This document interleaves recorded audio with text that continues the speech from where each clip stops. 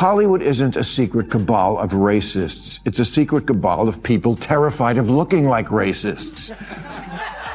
And I'm just tired of, no matter how much progress is made, social justice warriors feeling the need to gaslight us as if none of it had happened. Ideology is more important than art. Way more, certainly to the awards. Yeah. And it's just, it's like, ideology Right. trumps art. Ideology trumps individual effort. Ideology trumps good. Ideology trumps entertaining. Hollywood used to know. They used to know how to make a movie that was about something. A movie for adults that was also entertaining. Bill Maher is taking aim at Hollywood once again, arguing that it has ruined the one thing people rely on to relax and escape movies. These days, he says, it's hard to watch a film without running into some kind of political message, and Maher is far from happy about it. So he puts Hollywood in the spotlight with one of his strongest criticisms of the entertainment industry yet. If you enjoy bold political commentary, hit that subscribe button, and let's dive right in. Because that's always been the problem in Hollywood, not enough Jews.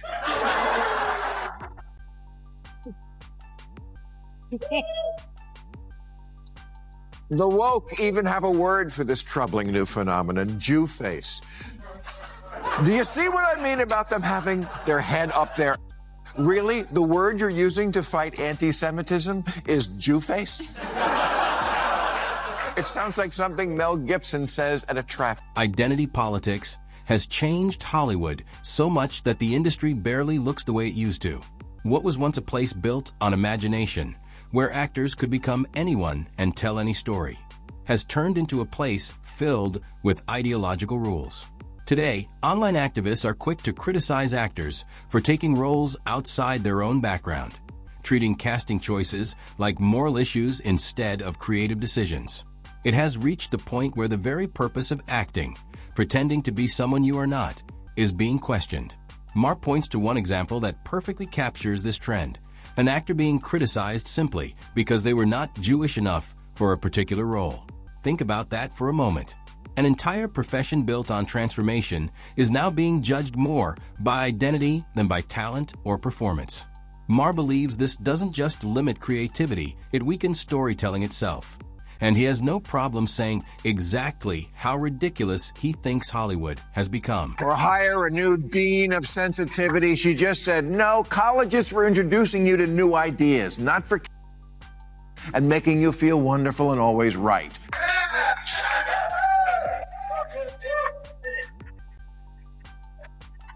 You're thinking of brunch with your parents.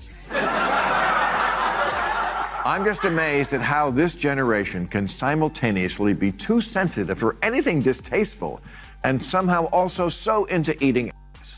Maher also criticizes what he sees as Hollywood's growing oversensitivity. Jokes and storylines that audiences once enjoyed without a second thought are now regularly examined for anything that might be considered offensive. Material that was once viewed as harmless comedy is often treated as something unacceptable, with every scene analyzed for potential controversy. At the same time, Maher argues there is an obvious contradiction. The same people who object to older jokes often accept or celebrate behavior that previous generations would have considered shocking. In his view, this creates a strange double standard where fictional comedy receives more outrage than real-life behavior. Maher believes modern culture has completely reversed its priorities, and he isn't afraid to call out what he sees as hypocrisy. But come on, man, can we live in the present? No Academy member this year filled out their ballot thinking, well, I didn't think Chalamet was very good, but I'll vote for him because he's white. Hollywood isn't a secret cabal of racists. It's a secret cabal of people terrified of looking like racists. And I'm just tired of, no matter how much progress is made, social justice warriors feeling the need to gaslight us as if none of it had happened. A couple of years ago, the Academy established a very complex rule book that said you couldn't even be considered for Best Picture unless you met certain criteria, like 30% of the crew or 2 department heads had to be from underrepresented groups, and a main storyline had to be as well. Well, there goes my idea about a polka band in a ski town. Maher also argues that Hollywood itself doesn't always deserve all the blame because many studios feel pressured by activists to make decisions based on politics rather than storytelling. According to him, studios often change creative choices simply to avoid online backlash or being labeled problematic before a movie is even released.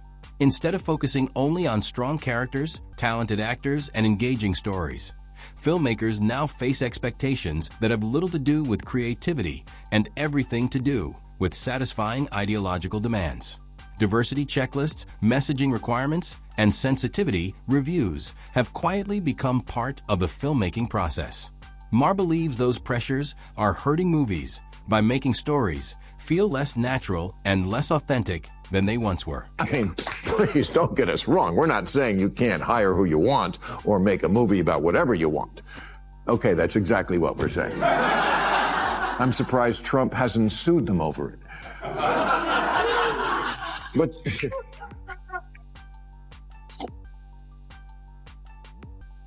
But seriously, by this standard, you couldn't make Titanic today and hope to get nominated, or Braveheart, or Amadeus. Apollo 13 was about a bunch of white people because white people have done some stuff.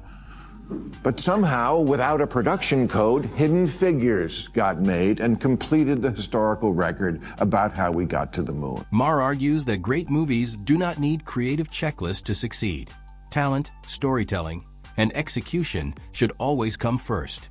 If any community believes its stories deserve more attention, he believes the answer is to support those stories and create opportunities for them naturally, not to force every production to follow the same formula.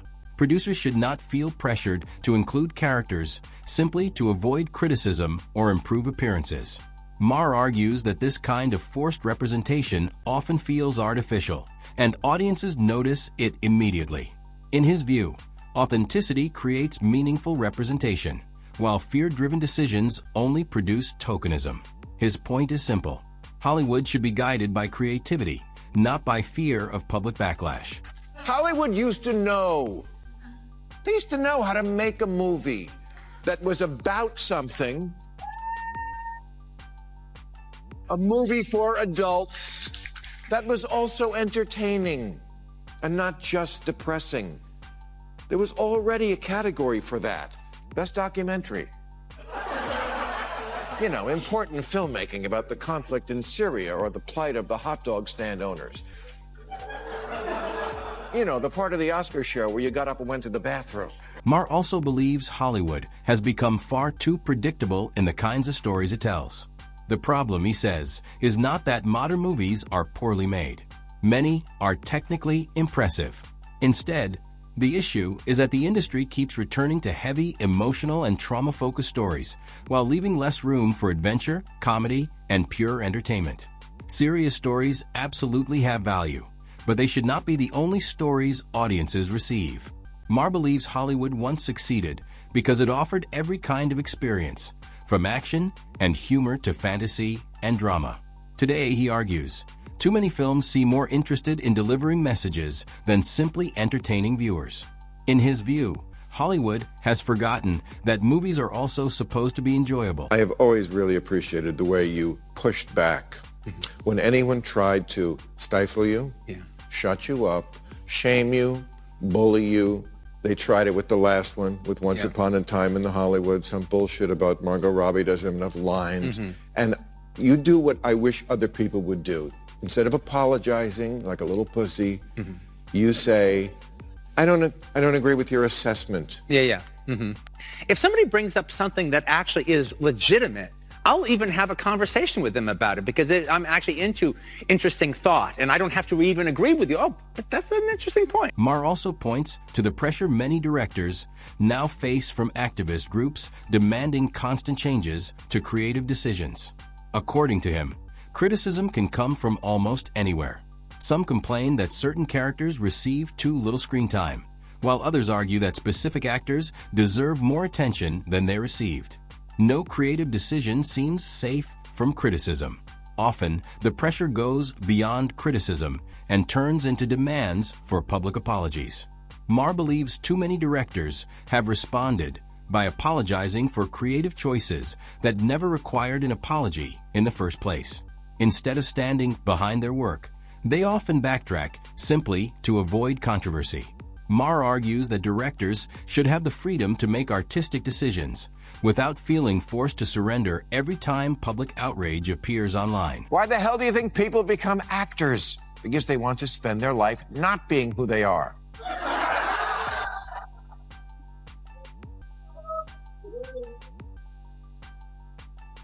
Appropriating sounds like an unforgivable sin until you remember that's what acting is.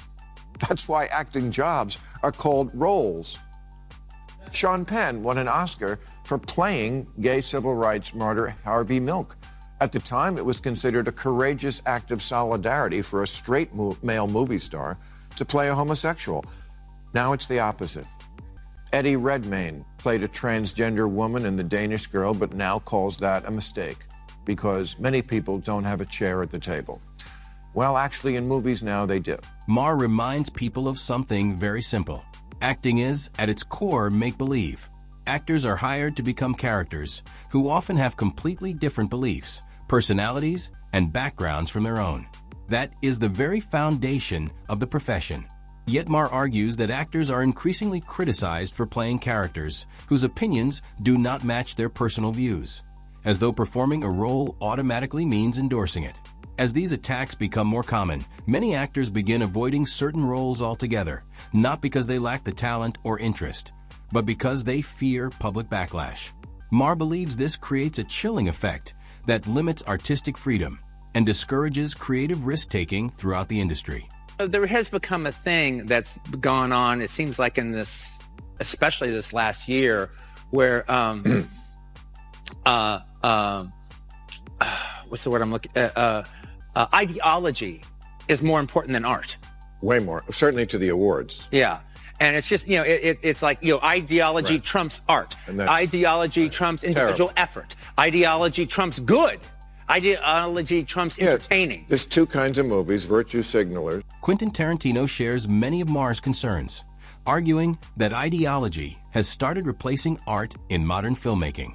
According to Tarantino, Hollywood has become more focused on promoting political messages than on creating memorable stories and entertaining audiences. Maher agrees, saying that movies increasingly feel like vehicles for activism instead of imaginative storytelling. In their view, audiences should be able to visit the theater simply to relax and enjoy a great film without feeling like every scene is trying to teach them a political lesson. They believe movies should inspire, entertain, and move people emotionally, not constantly lecture them. For both Tarantino and Maher, art works best when storytelling comes first. This comes in waves. This absolutely comes in waves, all right? So it's like, okay, just looking at the 40s, all right, that was during the wartime, but that's also the time that you had film noir, where you actually, even though with the Hays Code, you had these dark, dark stories that were being told. But then after the war was won, then you had the 50s, which was the first of the completely homogenized decades, where you couldn't say shit if you had a mouthful, all right? And every bestseller, every play that was turned into a movie, if there was anything sexual about it or anything, that's all going to be drained out of the movie. It's going to be weaned out of the movie. It's just the way it is. And then to me, it's one of the worst decades in Hollywood is the 50s. And the 60s, pretty much from like 1960 to 1966, was the 50s part 2. Right. But then what we think of as the 60s starts in about 67, and that's when New Hollywood Bonnie comes out. Yeah. And that's an absolute positive response. Tarantino believes this current wave of politically driven filmmaking is only temporary. Like many trends before it, he argues Hollywood's obsession with ideological messaging will eventually fade away. The industry has always followed cultural trends, and he sees this as just another phase that will eventually pass. Many movie fans hope he is right. They are tired of feeling like every film comes with a political message attached. They simply want to enjoy great stories again, stories that entertain, surprise, and inspire without constantly trying to persuade them. If Tarantino's prediction proves correct, Maher believes Hollywood may eventually return to putting storytelling ahead of politics. And with that, we wrap up today's video. If you enjoyed it, don't forget to hit the like button, Subscribe for more videos like this. Thanks for watching, and we'll see you in the next one.